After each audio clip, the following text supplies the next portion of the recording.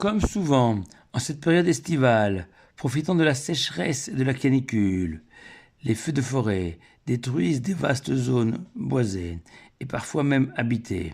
Permettez-moi de rendre un immense hommage à tous ces pompiers, à ces soldats du feu qui luttent pour éteindre ces incendies avec courage, mettant en péril leur vie, comme ces deux caporaux morts récemment dans leur combat contre les flammes, Wilfried Schmitter et Anthony Berthom.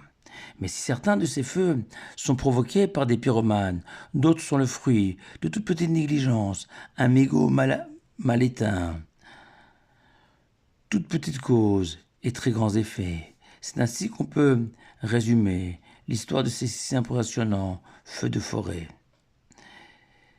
La semaine passée, dans la paracha de Vaïtranan, toujours lu après Tisha B'Av, jour de deuil national, l'Éternel, par l'intermédiaire de Moshe, nous a donné la possibilité de nous réconcilier avec lui, avec nous-mêmes, à travers la répétition des 10 commandements, nous offrant à tous une formidable opportunité d'être enfin à la hauteur de ces 10 paroles, ce phare illuminant l'humanité et nos vies en particulier.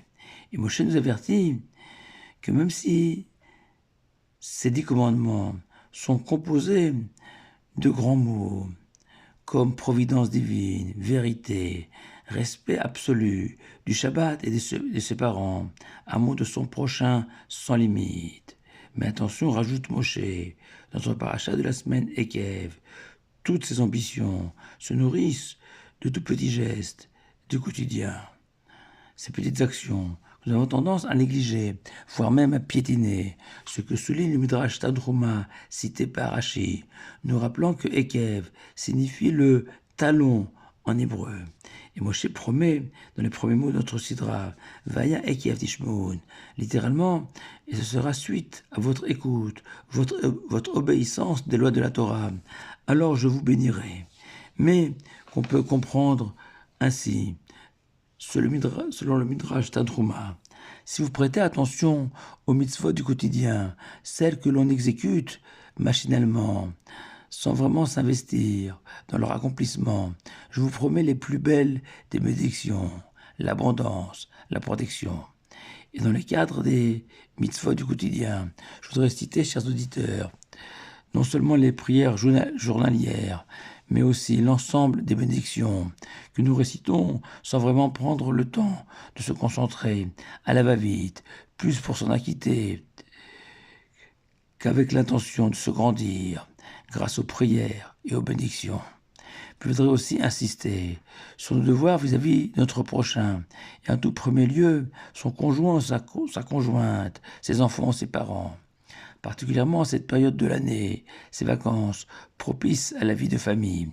Et si naturellement, lorsqu'on reçoit un invité ou qu'on se trouve en présence d'un étranger, on a tendance à veiller à nos humeurs, à notre manière de parler, aux habits que nous portons. Et à plus forte raison, si cet invité ou cet étranger est une personne que l'on estime pour son rang social, par exemple. Par contre, dans le cadre strictement familial, certains se laissent aller à des mots, des attitudes, des comportements inappropriés. Pourquoi?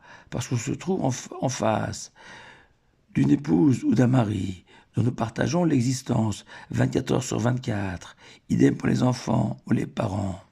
Or nous savons que vis-à-vis de notre prochain, quel qu'il soit, il y a le devoir général de Ve'afta l'erecha kamocha, d'aimer son prochain comme soi-même. Mais à l'égard de ses parents, il y a en plus du Ve'afta l'erecha kamocha, le devoir de les honorer, figurant dans les 10 commandements.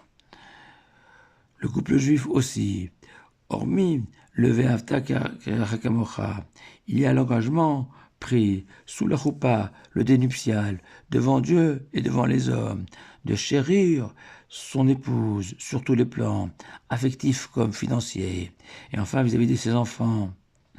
À nouveau, en plus du Ve'afta l'erecha kamocha, il y a tous les devoirs imposés par la Torah aux parents à l'égard des enfants, les éduquer, leur apprendre un métier, etc.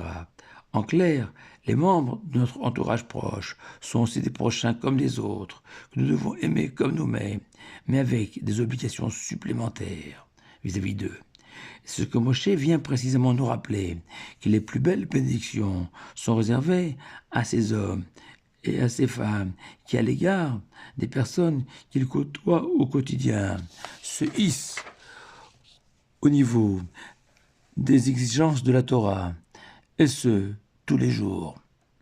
Et n'oublions jamais que les plus grandes disputes familiales, comme les feux de forêt, débutent toujours par un petit mot hors de propos, une mimique, un sourire narquois ou moqueur, à l'origine de grosse colère et de querelles interminables.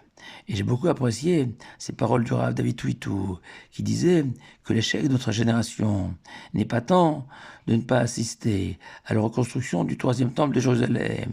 Non, le drame de notre génération, c'est surtout de continuer à incendier, à brûler le temple, en perpétuant cette sinatrinam, cette haine gratuite, sans raison, dans le cadre familial, principalement, tous ces proches avec lesquels nous sommes définitivement fâchés pour 3 fois rien.